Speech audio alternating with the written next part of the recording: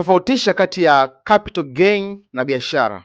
Capital gain maana yake ni kwamba ni yale mambo unayofanya kukuza mtaji. Kwa mfano, umevizia kwamba wakati wa mahindi au wa mpunga wamevuna watu nanunua, alafu unaweka unatunza, alafu baadaye unauza kwa bei ya nini? Kwa bei ya faida, unapata hela, unasubiria mpaka msimu wa makani. Hiyo sio biashara, hiyo ni capital gain. Inakusaidia kuweza kuongeza mtaji wako. Je, ni nzuri ya kufanya? Ndiyo, lazima uifanye ili uweze kukuza mtaji wako. Biashara ni nini? Biashara lazima iwe na mfumo ambao utakuingizia kipato aidha kila siku au kila wiki au kila mwezi.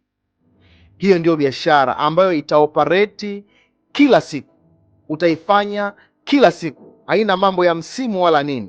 Na hiyo biashara lazima iwe na mfumo ambao unaweza kuingizia kipato endelevu. Maana yake ni kwamba hata kama haupo, unaumwa, umeugua, umesafiri, bado biashara inaweza kuendelea kuingiza pesa. Umewekwa jela, umefungwa, umekufa, bado biashara inaweza kuingizia kipato.